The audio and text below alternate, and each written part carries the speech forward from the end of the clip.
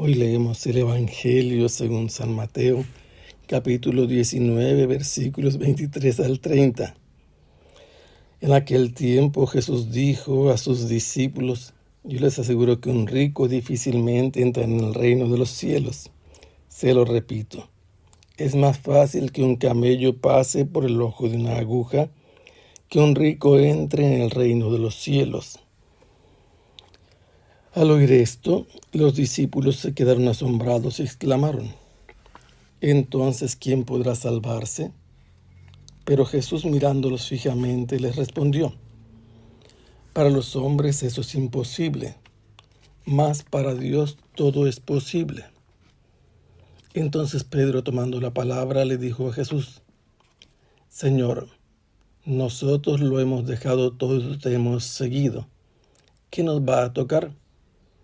Jesús les dijo: yo les aseguro que en la vida nueva, cuando el Hijo del Hombre se siente en su trono de gloria, ustedes, los que me han seguido, se sentarán también en 12 tronos para juzgar a las 12 tribus de Israel. Y todo aquel que haya dejado casa, hermanos, hermanas, o padre, o madre, o esposa, o hijos, o propiedades por mí, recibirá 100 veces más y heredará la vida eterna. Y muchos primeros serán los últimos, y muchos últimos serán los primeros. Jesús se encuentra en la región de Judea.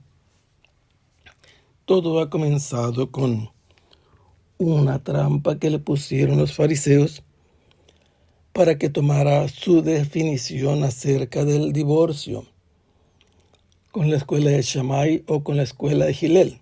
La escuela de Hillel permitía el divorcio fácilmente por cualquier pretexto, mientras que la escuela de Shammai era más estricta y no permitía fácilmente el divorcio, salvo de una situación grave que podía ser incestuoso, matrimonio incestuoso, o entre parientes, o algo prohibido. Después de esto sucedió que Jesús aprovechó para hablar. Cuando los discípulos dijeron que era difícil entonces casarse, habló de los que se hicieron eunucos a sí mismos por el reino de los cielos, porque les fue concedido entender eso. Y enseguida habló, reprendiendo a los discípulos que no permitían a los niños acercarse a él. Y una vez que terminó este tema, se le acercó un hombre rico a interrumpirlo, y este hombre rico lo llamó maestro. Este hombre era un joven, y se nos dice además que en otro de los evangelios que era uno de los jefes, de los principales. Quería saber qué había que hacer para obtener la vida eterna, y Jesús le dijo: la ruta, cumple los mandamientos. Y aquel respondió auténticamente, con sinceridad: esto lo he cumplido desde muy joven. Y Jesús le dijo entonces: si quieres tener un tesoro en el cielo, ve y vende todo lo que tienes y repártelo a los pobres, después ven y sígueme. Pero aquel hombre, teniendo tantos bienes, se llenó de tristeza y se fue con el rostro ensombrecido. Y entonces Jesús comenzó a instruir a los discípulos acerca de las dificultades que tienen que padecer los que poseen bienes para poder entrar en el reino de los cielos. Jesús les dice a los discípulos, y esto significa que es una enseñanza que debe permanecer indeleble: les aseguro que difícilmente un rico entrará en el reino de los cielos. Es importante notar que dice que tendrá dificultades, pero no significa que es imposible, y lo va a aclarar Jesús. ¿Pero qué tipo de dificultades? Jesús hace una imagen retórica exagerada para que entiendan cuánto costará al que tiene abundancia de bienes entrar al reino de los cielos.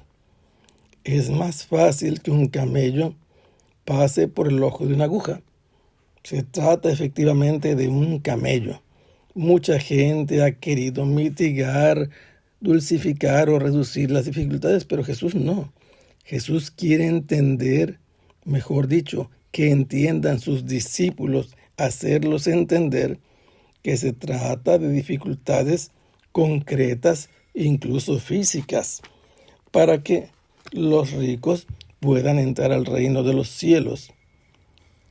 Esto que les impide entrar al reino de los cielos es lo mismo que le ha impedido a este joven que ha venido a preguntar por entrar a la vida eterna y heredarla, y se ha retirado porque tiene en abundancia bienes. Y por eso dice Jesús esta figura retórica: un camello en el ojo de una aguja, de las que todos conocemos, y un camello como todos lo conocemos. Esto retrata lo que va a costar, las complicaciones que tendrá quien posee bienes en abundancia para poder salvarse. Y entonces los discípulos, como todos los israelitas de esa época, que pensaban que para los ricos era más fácil salvarse, se sorprenden, se asombran y exclaman entonces: ¿quién podrá salvarse? ¿Y por qué esta afirmación o pregunta que hacen los discípulos? Porque un rico podía pagar todos los diezmos, las limosnas, lo que estaba mandado por la ley, podía interrumpir sus actividades para cumplir con las oraciones, y el pobre tenía que estar siempre apegado a sus labores, que no interrumpía porque dependía de eso para vivir, y los patrones eran exigentes. Entonces preguntan: ¿quién podrá salvarse? Pero Jesús los mira fijamente y les responde diciendo: para los hombres es imposible, pero para Dios todo es posible. Después veremos en el Evangelio de San Lucas lo que sucede con Zaqueo, para demostrar efectivamente la posibilidad real de entrar al reino de los cielos por parte de quienes tienen muchas riquezas. Pedro tomó entonces la palabra y le dijo a Jesús: Señor, ya ves que nosotros lo hemos dejado todo y te hemos seguido. ¿Qué nos va a tocar? Este es el clásico Pedro, ocurrente, espontáneo, y a veces hace preguntas interesantes. Los discípulos probablemente se hicieron ya esta pregunta. Lo dejaron todo, unos las redes, otros las redes, la barca, los trabajadores, otros a sus familias.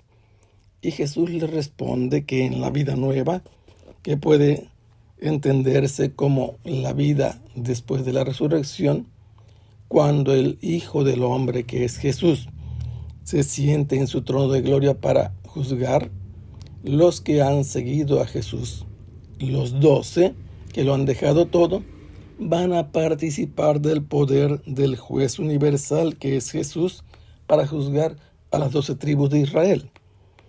Pero en esta vida, quien haya dejado por Jesús, porque se fue detrás de Jesús, porque está siguiendo a Jesús, no solamente porque lo reconoce y lo aclama y cree en él, ha dejado su casa, ha dejado sus hermanos y hermanas, su padre, su madre, su esposa o hijos o propiedades, recibirá 100 veces más y heredará la vida eterna.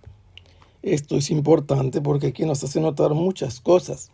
El seguimiento de Jesús, en este caso, podemos verlo como describe Jesús lo que han dejado los discípulos, y esto es lo que tenía que haber dejado aquel joven rico para poder seguir a Jesús. Y quien ha seguido así a Jesús ya desde esta vida va a recibir el 100 por 1. Pero San Marcos nos dice además algo que aquí no está anotado: junto con persecuciones. Y aquí hay algo más interesante que a veces no vemos, que los discípulos también han dejado hasta a su esposa por seguir a Jesús. Y Jesús así demuestra que el seguimiento suyo es exigente, que debe desprenderse su corazón de todo tipo de riquezas, no solamente las materiales y físicas, también las riquezas que se refieren al afecto, a las posesiones legítimas naturales, pero hay que preferir a Jesús, hay que poner el corazón en Jesús. Donde está tu tesoro, allí está tu corazón. Y estos que no tienen nada por seguir a Jesús, que son los últimos, serán los primeros. y los primeros que poseen muchos bienes serán los últimos. Que el Señor los bendiga. Hasta pronto. Sea alabado el Santísimo Sacramento.